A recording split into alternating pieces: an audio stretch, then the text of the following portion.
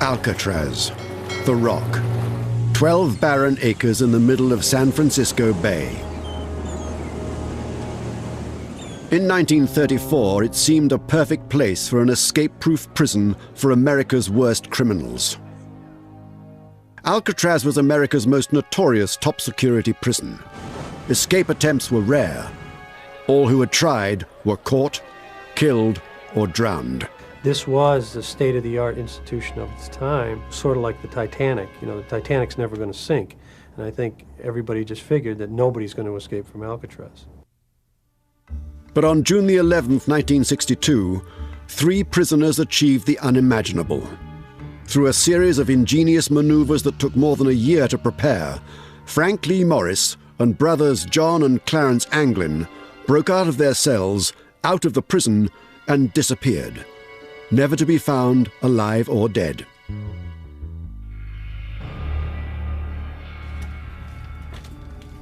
It's still a mystery whether they survived or drowned. Some say they are living.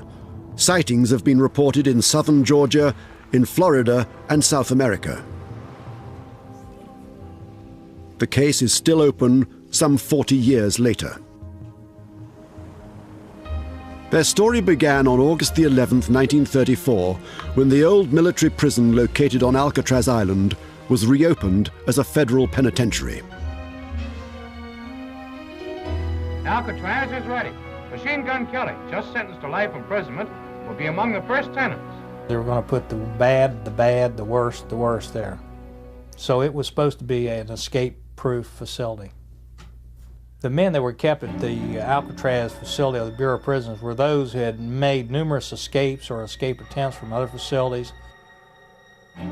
Before long, its walls contained some of America's most notorious criminals, including Al Capone, Machine Gun Kelly, Nicky Cohen, and Robert Stroud, the infamous Birdman of Alcatraz. You have to think of Alcatraz as the top of the pyramid. Alcatraz was designed to hold the biggest behavioral problems. They had killed somebody, knifed somebody, or they'd had a history of escapes. So it was really the prison for the men who had the worst behavior in other prisons. The maximum capacity of the prison was 600, but Alcatraz rarely exceeded 250 prisoners. It boasted the highest ratio of guards to prisoners. Authorities claimed it was impossible to escape from Alcatraz. Attempting to escape from Alcatraz, that's more or less a guy that's kind of given up on life, because this wasn't the easiest place in the world to break out of. They had one guard here to every 3 prisoners. They had 9 official standing accounts, but they counted us every 15 minutes, 24 hours a day. The newly fitted-out facility had state-of-the-art steel bars, thick concrete walls, and guards rumored to be marksmen with shoot-to-kill orders. The island was covered with fences, topped with barbed wire. Every day, there were many scheduled and unscheduled body counts and cell inspections. Then there was the bay itself. Alcatraz was an island prison. It's more than a mile to San Francisco. The water was said to be unbearably cold, the tides and currents treacherous, and there were reports of man-eating sharks. Some of this was true, and some was exaggeration designed to scare the prisoners. Alcatraz Island has been surrounded with myths from its very inception. Some of those myths were that the water was way too cold for a man to survive the swim from Alcatraz the 1.5 miles to the mainland. This is not true. Since 1900, it had been swum regularly with no problem.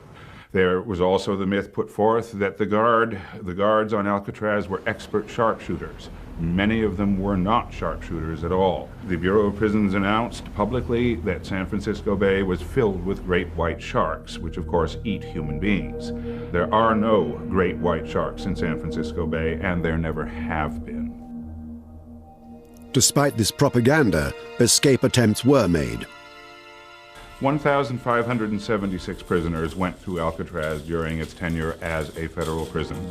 Of that large number of men, there were only 14 escape attempts of which we are aware, and 36 men who tried to escape. None of those men succeeded. Some died violently, some were shot to death, most were recaptured. Some attempts were mad dashes to freedom, some involved terrible violence, some were hopelessly inept, but they all failed.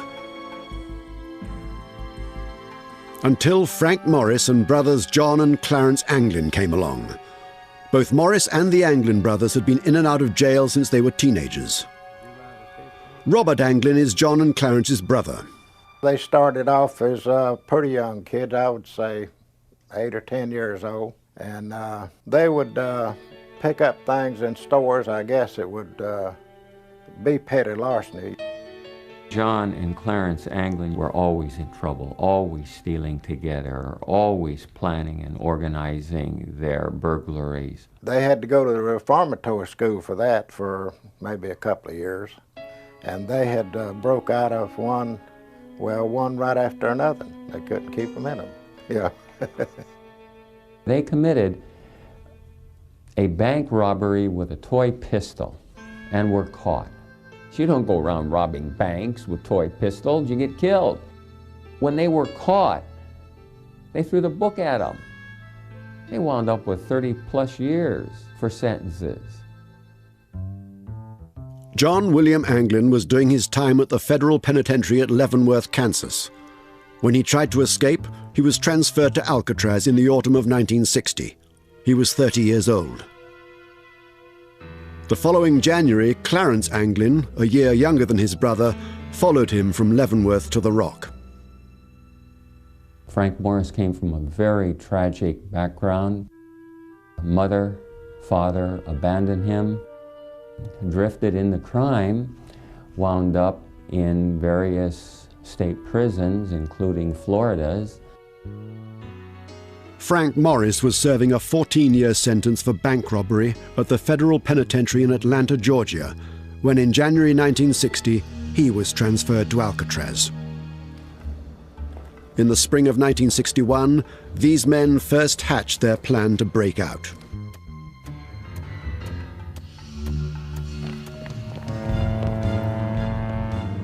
But it was more than a year before they made their escape. The plan to break out of Alcatraz was actually made by 4 men: Frank Morris, John and Clarence Anglin, and another prisoner named Alan Clayton West. West had been in Alcatraz since June 1958 and had spent a lot of time in solitary confinement.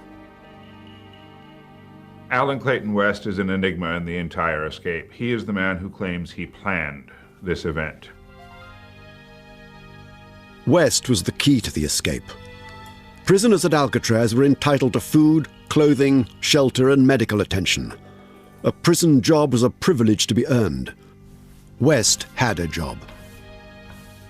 Alan West was a maintenance orderly, and this was a perfect position because he started out painting the cell house, which put him up on scaffolding, which put him in different cells and around the cell block, and he was able to see that there was a vent that he thought that might be vulnerable and that he could maybe get out of that ceiling vent.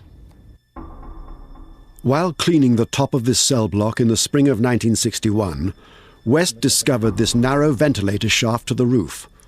Although it was covered with bars, finding it marked the beginning of the plan. The 4 conspirators had cells near each other, West next to Morris and the Anglin brothers next to each other a few cells away.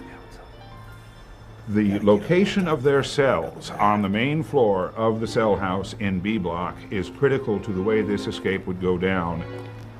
The proximity of the cells one to another made it quite possible for them to have direct communication between themselves at any time of the day or the night. First, West told Morris about the shaft. Morris then invited the Anglins in on the plan. It became a tale of remarkable ingenuity, patience, and luck, with necessity as the mother of their many inventions.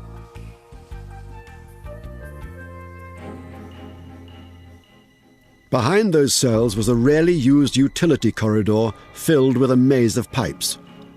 Once they were in this narrow passageway, it was an easy matter to climb the 3 stories to the top of the cell block.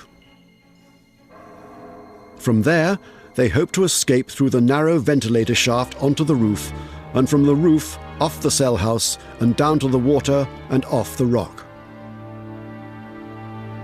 But first, they had to find a way out of their cells. The only way they could get into the utility corridor, which was behind their cells, was to excavate, that is, make bigger, the vents that already existed in the back of each cell. The vents were only a few inches high and wide. The grills were buried in 8-inch thick concrete.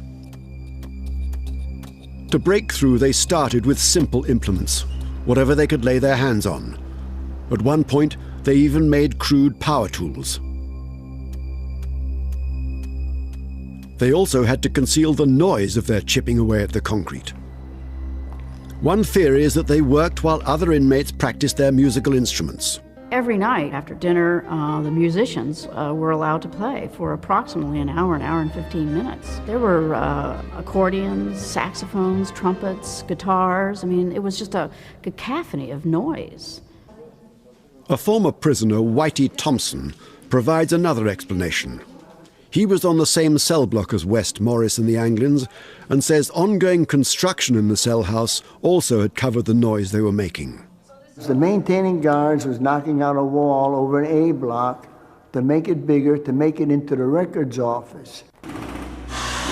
Them jackhammers, when they're knocking out that wall, I mean, that sound was deafening.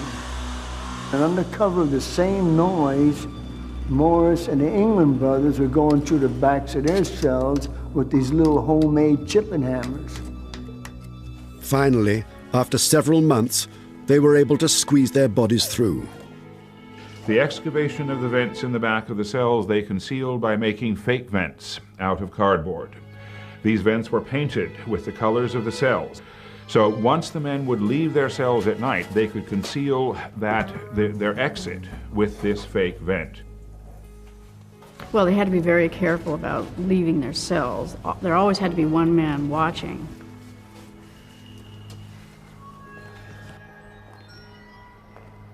They simply had 2 men and 2 men, Morris and West and the Anglin brothers, and one of them would watch while the other one would dig. Their secret plan was widely known among the other prisoners, dozens of whom helped. I was astounded to read in the FBI reports that maybe as many as 80 inmates out of the 160 or 180 that were still on Alcatraz knew about it. Myself, when I was a prisoner here, anyone that attempted to escape or wanted to escape, I'd help them all I can. That's the way a good inmate does. He helps another inmate any way he can. You know? Whether you want to go or not, if you can help him, you'll help him. But even if the 4 prisoners could break out of the cell house, they had a much bigger problem: how to get off the island. Swimming had ended earlier escape attempts. They would need some type of boat.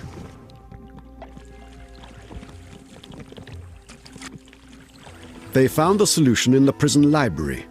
In this issue, a popular mechanics magazine still kept in the Alcatraz archives, the men found an article explaining how to construct life jackets and an inflatable raft.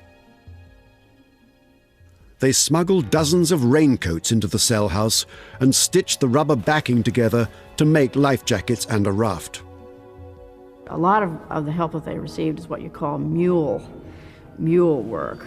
People carrying items back and forth from industries or from the dock or from various details, hiding things, passing them on to the next person. So there was quite a bit of that going on. They needed a place to hide these tools and a place to build their raft.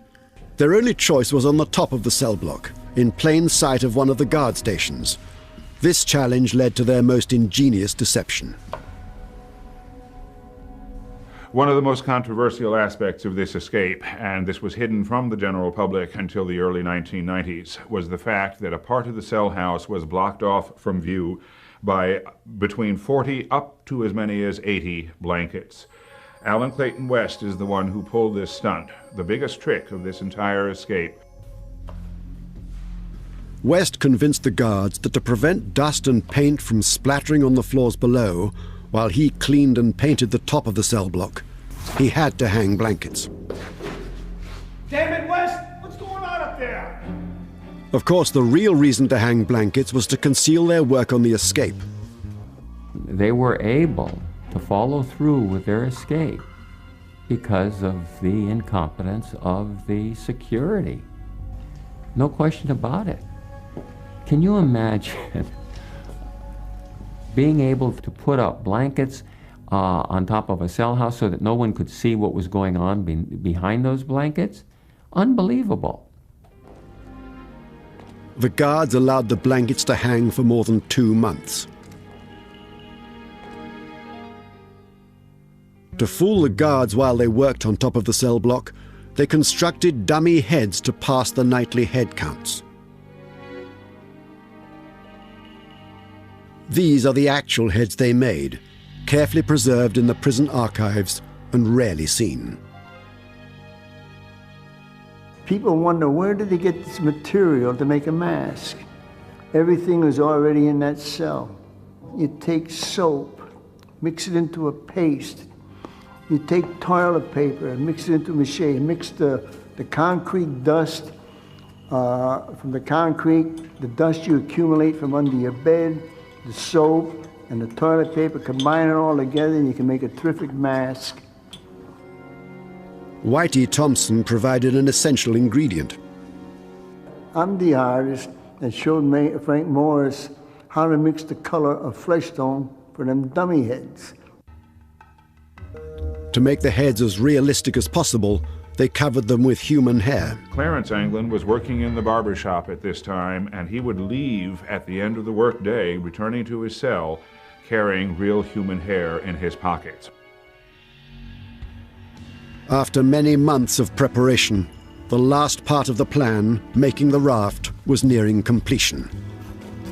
The 4 prisoners were counting the days to their breakout from Alcatraz, the inescapable prison. In early June 1962, gradually, piece by piece, the last tools and parts of the raft were smuggled into the cell block. The time to make their move was near. If you're looking at great escapes, the Alcatraz escape was one of the best. I mean, very ingenious. They used every little tool that they could find.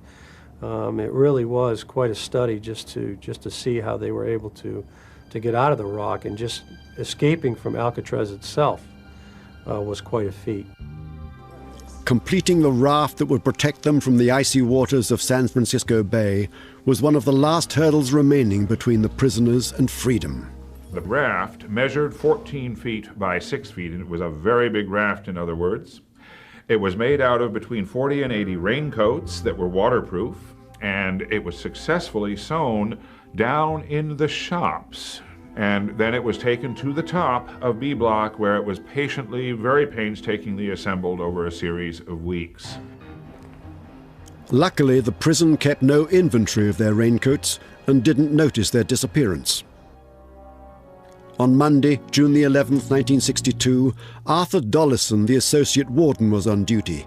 His daughter, now an Alcatraz historian, remembers the day. I was a 15-year-old kid. We had moved back to the island because my father became the associate warden. And beginning about the 1st of June, Warden Blackwell went on a vacation. And my father became the acting warden, and he was still acting warden when Morris and the Anglins left. And the night of the escape, we were all watching television down in our apartment on the island. After lights out at 9:30 p.m., the 4 prisoners began their escape. They're in their cells. They've got to get everything organized. They've got to get through those openings. They've got to get up to the top of the cell house. Then they've got to literally punch that ventilator out. Each man set his dummy head in place and propped up his blankets to resemble a sleeping body. One last time they squeezed out of the back of their cells. One last time they set their fake grills in the holes behind them. I knew they were going that night. Well, the word was out they should be going that night, and we were listening for it. I can hear them working their way out into the tunnel that's in between the cell blocks. They met in the utility corridor and began their climb to the top of the cell block. But only 3 men were in the narrow passageway, Alan West was struggling to break out of the back of his cell. He couldn't get through his opening. There was a steel bar that he hadn't anticipated. West had never fully excavated the vent hole. I could hear him going up, climbing on the plumbing towards the ceiling of the cell block. And while they were going up, one of them dropped the bar. I heard it fall, cling, clang, bang, hitting all them pipes as it fell all the ways down. And when you've been in prison a long time, you get to know every single sound in prison. We heard that bar fall. It just jumped right out. And the moment it fell and I could hear it, I looked over to the gun rail at the guard over there, and he didn't bat an eye. I know he heard that sound, but he didn't bat an eye. Whitey is not the only one to question that the guards knew about the escape and did nothing to stop it. When we went out there to visit Alcatraz, they showed us the route they took, you know, in between the walls where all the plumbing was. And I don't know how they could do all of that without, you know, somebody hearing it, the noise. They met on top of the cell block, where the hanging blankets still hid them while they completed the raft. The Anglin brothers were finishing up the raft because the top of the cell block was the only place where you could actually make a raft because it was big and it needed a big space to build. So they were all working up there until the last minute. Meanwhile, West worked furiously to free himself, but time was running out. Frank Morris and the Anglin brothers couldn't afford to wait. They had to leave West behind. They had always known, and they had always said among themselves, if you're not ready to go, we're going. So, you know, it's every man for himself in a way. Slowly, quietly, they worked on the old rusted bars, finally removing them from the vent. Then they squeezed through the hole. Once they got up on the roof, I could hear the muffled sound of them going across that roof, like a muffled sound, almost like a little vibration, but you could feel it and as well as hear them going across that roof. And as they went across the roof, every night on Alcatraz, hundreds of seagulls settled down on that roof. And when they went across that roof, these seagulls took off. They're squawking and they're raising hell up there. I don't know how these guards couldn't help but hear it. The three men sped across the 300-foot roof and climbed down the 5-story building. Once on the ground, they cut their way through 2 8-foot fences topped with barbed wire and made their way past the water tower and down a grassy hill, all unseen by the guards in their towers. And there was found an imprint of a raft measuring 14 feet by 6 feet, and the men had obviously gotten in this raft and gotten off the island. Eventually, West was able to break out of his cell. He scrambled through the ventilator shaft onto the roof, but he was too late. The others had gone. The man who came up with the original escape plan waited on the roof until dawn, when he returned to his cell in despair.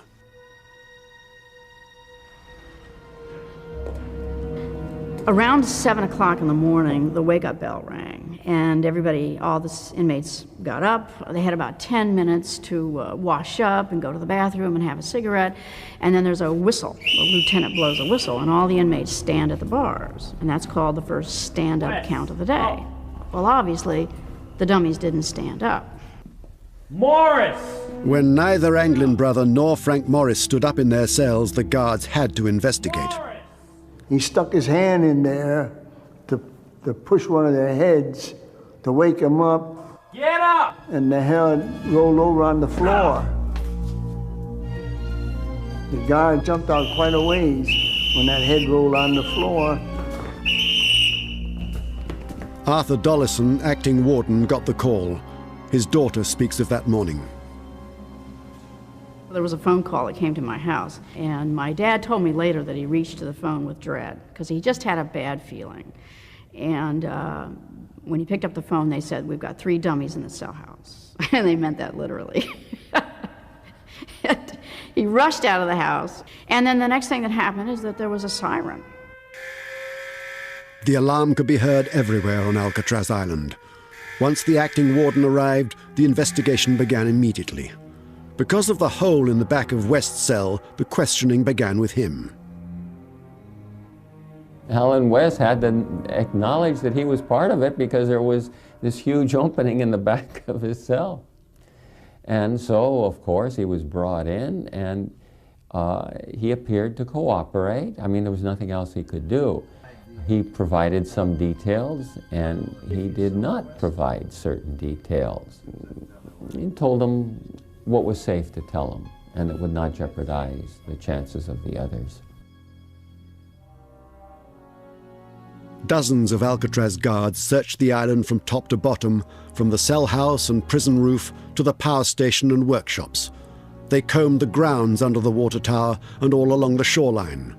They circled the island to look for bodies and to check the numerous waterline caves where men could hide. While the guards hunted, the other prisoners were held in their cells waiting to be interrogated. They talked to all his guys. You couldn't get no one to talk on Alcatraz. None of these guys would ever talk. At the same time, the dragnet was rapidly expanding. The search was supposedly one of the largest manhunts since the Lindbergh baby kidnapping. And it was an air, land, and sea search. The Coast Guard put out 3 cutters and aircraft, all the local police, the FBI, of course, were called. When the federal agents arrived, they were amazed at what they found. The first questions that arose is what the dickens are those blankets doing up there on top of B Block? But what the FBI found behind the blankets was even more shocking. It literally looks like a hardware store up there. Every sort of a tool that you could imagine had either been constructed or literally stolen from the shops or elsewhere on the prison. All the detritus necessary for a very carefully planned and complicated escape. These tools are the actual ones the prisoners used. They're held in the prison archives and are rarely seen. In addition to all this equipment, the search turned up some clues to help piece together the true story. Well, we know that the men actually built 2 rafts. One of them was found, apparently left behind for Alan Clayton West. It was a smaller raft. It was not so well built. There was a life preserver left on top of the cell block. There was a paddle left on top of the roof. The life preserver that was found on top of the cell block was West's. They did not need a 4th life preserver. So they left that behind for West in case he got out. The investigators doubted the 3 men could make it ashore on a flimsy raft made of old raincoats. However, as no bodies were found, the FBI operated on the assumption that the prisoners did in fact make it to land.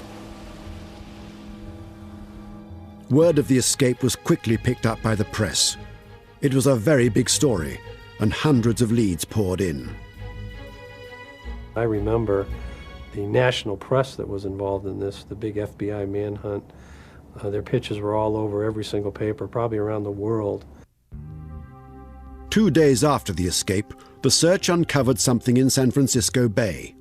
The first thing that was found was a paddle. It was floating between Angel Island and Alcatraz. And it was matched to a paddle that had been left behind on top of the block, so they could prove that it was a homemade Alcatraz paddle. The next day, the crew of an Army debris boat discovered an important clue in the waters just off Angel Island, more than a mile from Alcatraz.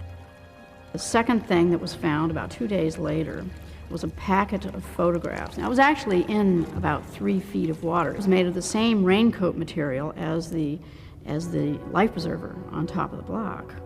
And when they opened it up, they found about 88 photographs, many of which were identified on the back as being an Anglin family member. Included in the packet were 9 slips of paper with names and addresses of friends and family. The FBI believed the fugitives would never have left this behind. They decided that the raft must have sunk and the fugitives drowned. But not everyone agreed. Back then, when they found their photographs, the family photographs in the water, I figured then that they had drowned. But, of course, again, you never know. They could do that to throw them off their trail. Members of the Anglin family believe the 3 escaping men made it across the bay alive. We had sent them pictures of different members of the family. They had them in a little plastic bag. And they let go of that stuff probably to throw the law off. The law finally said, you know, well, they wouldn't depart from something like that. Well, that didn't mean nothing to them. They wanted to get away. I think they made it. Over the next few weeks, more confusing clues were found. 1, then 2, then 3 of the life jackets the men were wearing on the night of their escape floated and appeared in San Francisco Bay. One of them just off the shore of Alcatraz Island, one of them out beyond the Golden Gate Bridge, and another one closer to Angel Island. But their big raft was never found, nor were their bodies. The FBI then turned their attention to the fugitives' families, especially the large southern family of John and Clarence Anglin. It has been my experience and the experience of everybody that works this kind of work that these people that escape always maintain some type of contact with their family. The Bureau began surveillance of the Anglin family members, most of whom lived in Ruskin, Florida, a fishing community on Tampa Bay near the Gulf of Mexico. They were pretty often coming out to our house to talk to different members of the family. Had we seen them, had we heard from them, and hundreds of more questions. The mail had been watched, you know, also for a number of years probably by the FBI, thinking that they might make some kind of contact with us, you know. For 15 years, the FBI searched for Frank Morris and John and Clarence Anglin, chasing leads in America and abroad. They continued to watch family members. Nothing of significance ever turned up. 15 years after the Anglin brothers and Frank Morris escaped from Alcatraz, the FBI still had not found them or their bodies. In 1977, the U.S. Marshals took over the search. One of our significant core missions in the Marshal Service is our Fugitive Apprehension Program. And that basically is we look for individuals that are wanted by the federal court. Those that have escaped, that's our bread and butter. That's what we've been doing for years now. But could men like these really avoid capture for 40 years and disappear without a trace? Frank Morris and the Anglin brothers had such a criminal history going back to their childhood, and many, many escapes and escape attempts. They got in and out of trouble of all kinds of reasons during their entire lives. So the question has always arisen in my mind, could these 3 individuals get away and stay out of trouble for all these many years since then? Once you escape from Alcatraz, you go underground, and that's it for the rest of your life. You simply become part of the woodwork. You're ordinary. Sightings of the fugitives and leads to their whereabouts trickle in to this day. A lot of phone calls, a lot of leads. Some were good and some were the typical one where I just saw somebody who looks like him in a 7-Eleven, or I saw somebody passing me by in a vehicle. But there were a couple, 2 or 3 real good ones that we ended up following up. This mystery has hung around for 38 years. And people being as they are, they cheer for the underdog, and I'm sure a lot of people think, are wishing and hoping that they did make it out. And we're just wishing and hoping that we will find the answer to that question. Many believe the raft deflated and the convicts had to swim for their lives. They were old, Navy issue raincoats. I have to think that the raft started to break up almost immediately, and they started to sink, and they were forced to put on their life jackets, and they were fighting cold, cold water with all of their clothes on. The government's position is that the escaping prisoners probably drowned in the bay, but others argue they have no hard evidence of this. The Bureau of Prisons, to this day, will tell you that they drowned. But there's no proof that they drowned. Police officers will admit that anytime there's a drowning, those corpses usually wind up on the shores. For 3 to not wash up anywhere tells me they definitely made it. My belief is that somebody was waiting out in the water in a boat, and I believe that they made their escape that way. The raft was never found, and I would go back to the fact that the raft having never been found, along with no bodies been found, that raft was taken on the boat that met them and picked them up. This theory maintains that a boat was arranged by another prisoner at Alcatraz, a former mob boss from Harlem, Ellsworth Bumpy Johnson. Bumpy Johnson was the type of guy that would have helped any way he could. He was that type of person. He was anti-police, anti-establishment. Bumpy Johnson had connections. If Bumpy did that, then I would say, yeah, they got away. It was illegal for a non-authorized boat to get within several hundred yards of Alcatraz. However, official police records confirm that there was a boat between Alcatraz and Angel Island on the night of the escape. There is some official evidence to suggest that a boat was out there. Robert Cecchi was a San Francisco policeman on duty that night, and he would report later to his supervisor that he did see at 1 o'clock in the morning a boat standing silent off the shore of Alcatraz. After a period of time, its motors were re-engaged, the lights came back on, and the boat went right out sailing through the Golden Gate and disappeared.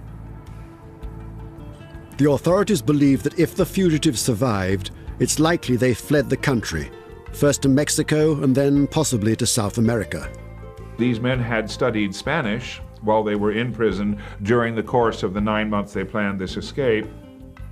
The men did plan from the very beginning to escape down to South America, where they figured they would be fairly secure from discovery. A search of Alan West's cell turned up a map of Mexico torn out of a road atlas. The question has been asked many times about just where did these 3 individuals go after they escaped.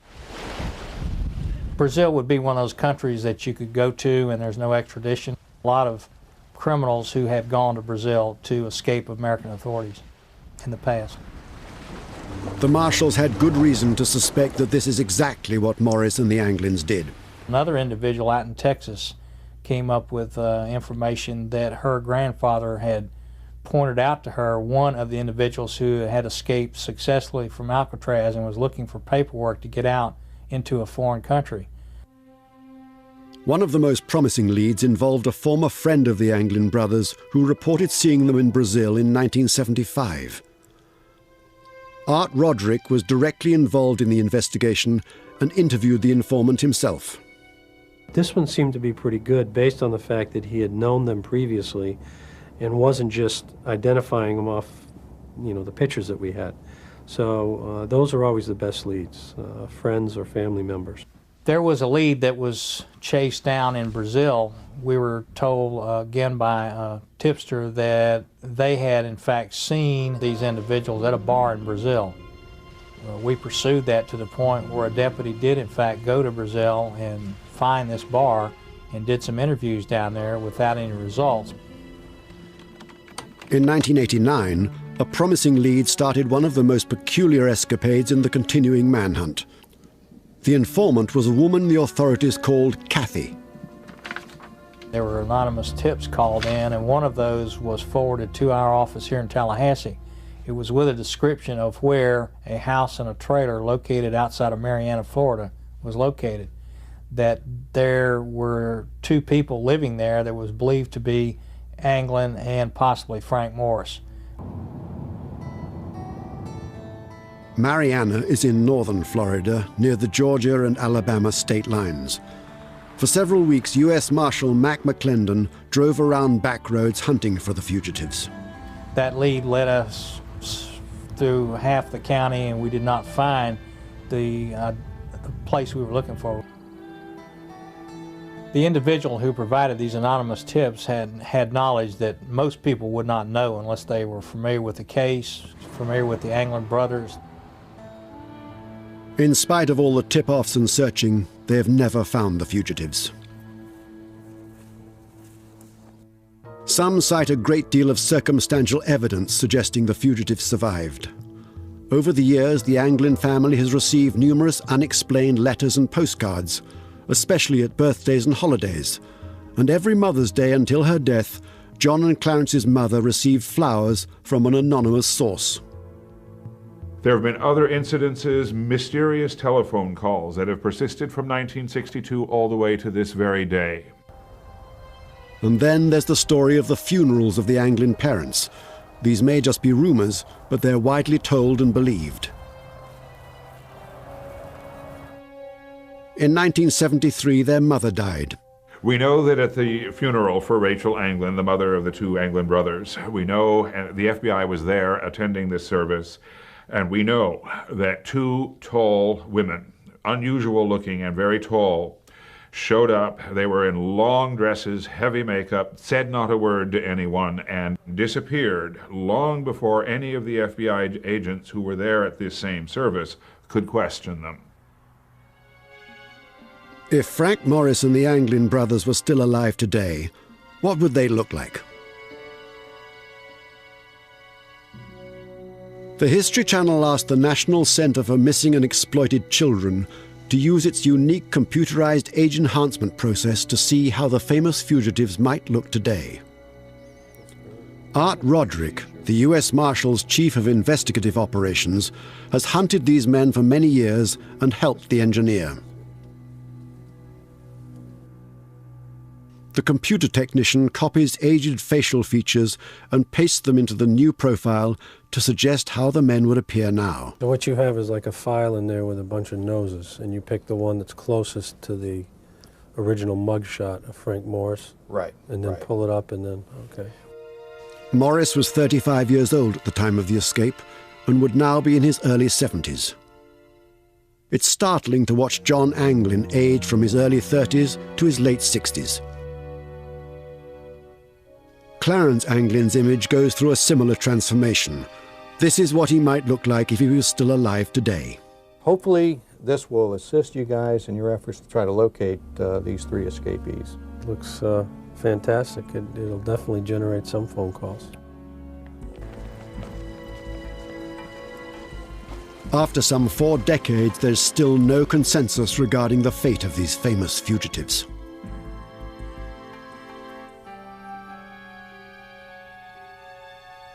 It's difficult to speculate, and I hate to say that they didn't make it, because as soon as I say that, sure enough, they'll turn up a week later. But more than likely, I don't think they made it out of the water, so to the other side. For those people who insist they drown, I respond by saying they haven't done their homework. They don't know what these boys were really like. They were not going to drown. Personally, I think their bones are still out in that bay. I'd love to sit here and tell you that they made it. I knew these guys. I'd love to tell you that, but if I did, I'd be lying to you. Only months after their 1962 escape, Attorney General Robert Kennedy announced the closure of the prison on Alcatraz Island. The remaining inmates were transferred to other institutions.